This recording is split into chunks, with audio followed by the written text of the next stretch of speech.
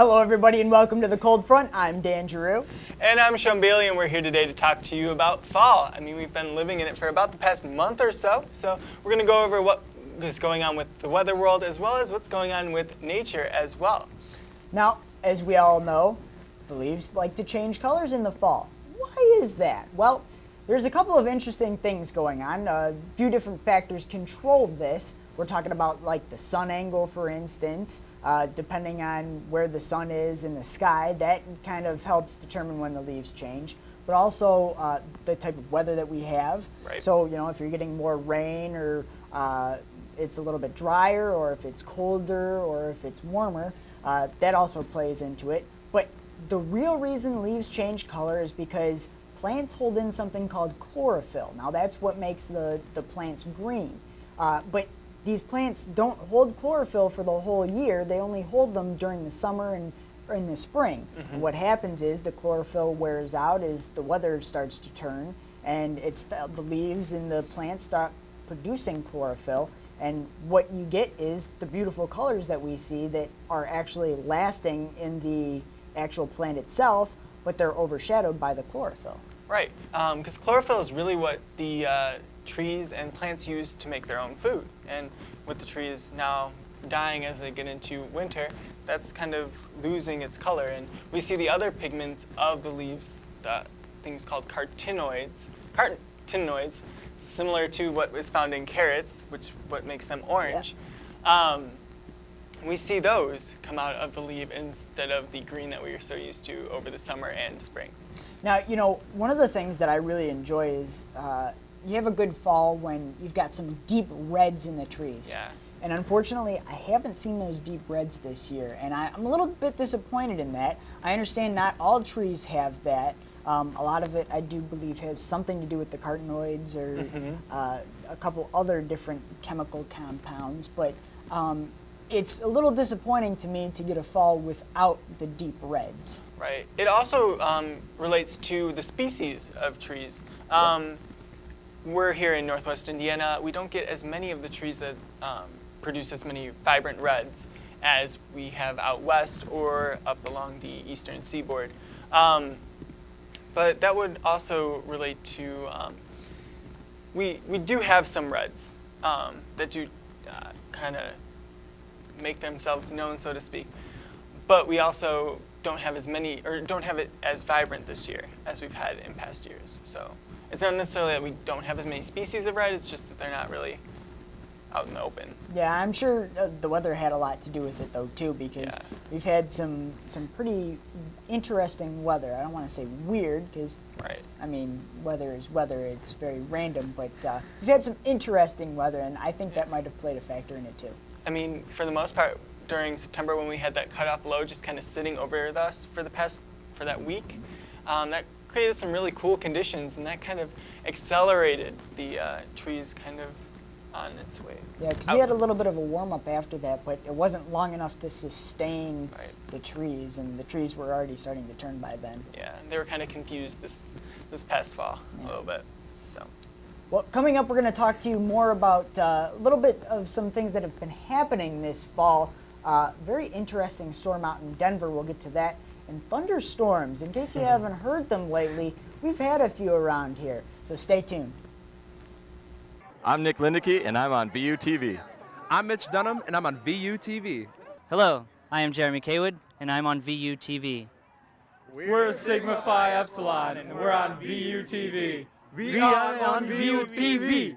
We're Valpo Greek Life, and we're on VUTV. And welcome back to the Cold Front. Now we're going to switch gears a little bit and talk about the thunderstorms that we've been having. I mean, you've probably been woken up to a rumble of thunder or two over the past few days. So we're going to talk about how these thunderstorms develop. I mean, normally we expect them in the springtime, but we still get them pretty much throughout much of the year. So. That's right, Sean. You know, I remember the other day here, I had fallen asleep already. It was close to midnight, so it was a little bit early for us, being in college anyways. And I rolled over and I heard thunder. Yeah. And it was actually pretty loud. I mean, we had a few decent thunderstorms roll through here not too long ago. Yeah. And it was a testament that, hey, remember, it's still fall. We're not into winter yet, which is good. Well, depending on your views. But you know, it's not something that people normally associate with fall. Right. And for the most part, we can have pretty much thunderstorms throughout much of the year. So it's kind of weird that people are like, oh, thunder. I mean, we've seen some pretty impressive shows of lightning over the past week. And it's just been really spectacular and just not something we'd associate with this time of year. But what goes into thunderstorms now is what goes into thunderstorms in the spring. I mean, we have the warm air and the cold air combining and going up. And there we have some thunderstorm, or some clouds, and then convection, upward motion, which is going to translate to some rumbles of thunder out there. So it's really the same setup as what goes into spring as what goes into fall. Absolutely. It's just a little bit less likely because when you get into, when you're coming out of the spring, you generally have that really sharp contrast between the cold temperatures and the warm temperatures. And that contrast is generally what creates some of those thunderstorms. Now, it's a little bit, there really isn't as big of a contrast here in the fall because, you know, the northern latitudes have kind of warmed up a bit. And when you get closer to the equator, it's still warm. I mean, it's the equator. So there isn't that stark contrast, but that doesn't mean you can't get thunderstorms. What do you need? You need instability. Yep. You need a source of lift. And moisture. Moisture. And we got those, and that's what was able to give us those thunderstorms. So it's definitely not something that just stops happening in November or October. Right. So, you know, the other thing that was really interesting, the other day, driving down, I was driving back to my apartment and watching some of these thunderstorms, like the lightning was spectacular. I saw some great cloud-to-ground lightning, and there were some pretty loud claps of thunder as well. Oh, true. I mean, we were driving back from WGN on Tuesday night, and it was just awesome seeing it, especially along the Chicago skyline, which is beautiful at night to begin with, but to see, like, lightning striking the tall buildings and just driving down 94, and which is typically not the most enthusiastic drive of my career, but I mean, it was really impressive to see all of this lightning, and especially gets me back into my weather nerd moment of getting excited about this kind of stuff. And you know what? That actually gets me thinking. Obviously, the worst part of driving to downtown Chicago is the traffic. There's no doubt about that.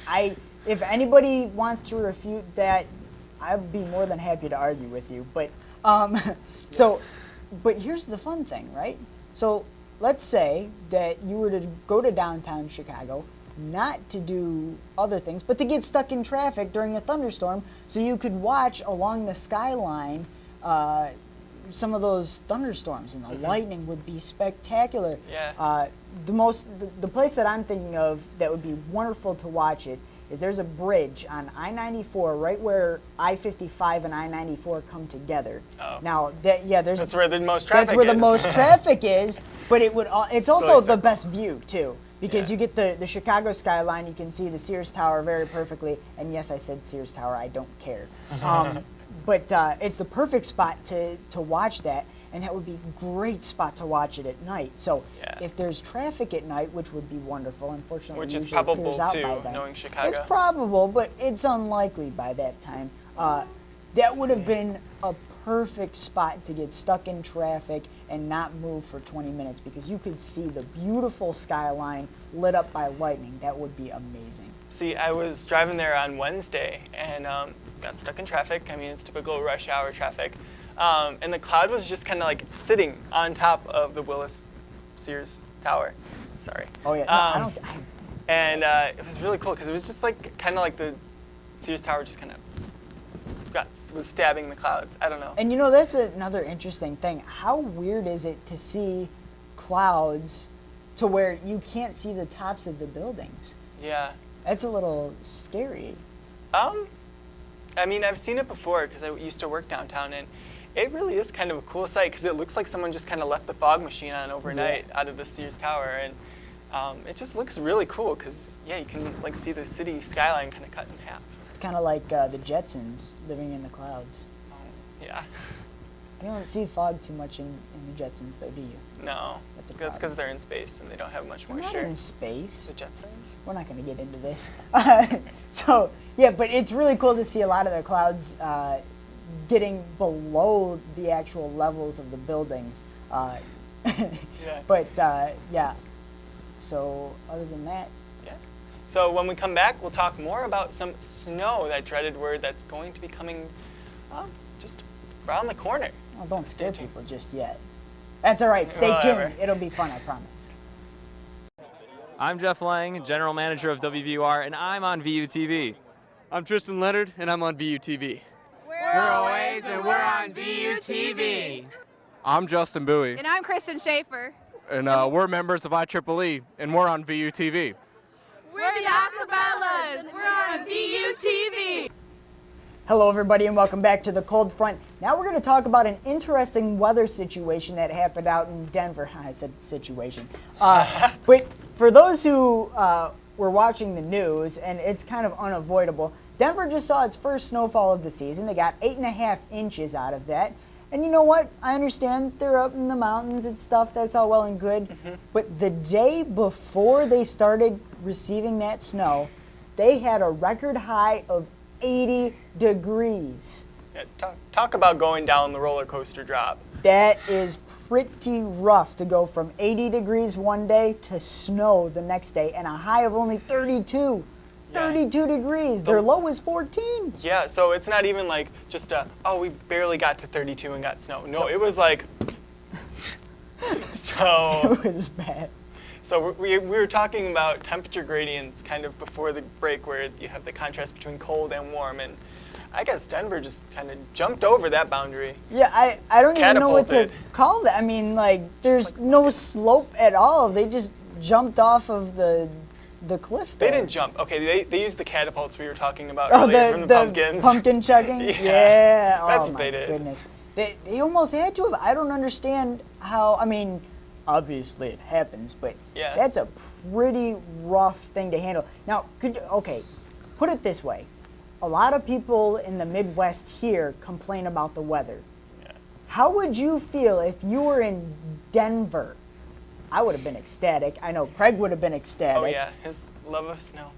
But could you imagine going from 80 degrees to 14 degrees with 8.5 inches of snow? Think about it this way: it's going from shorts and tank top weather almost to you need snow boots and You have to bundle bundle up. 14. I mean, we typically don't even really get that low on a normal.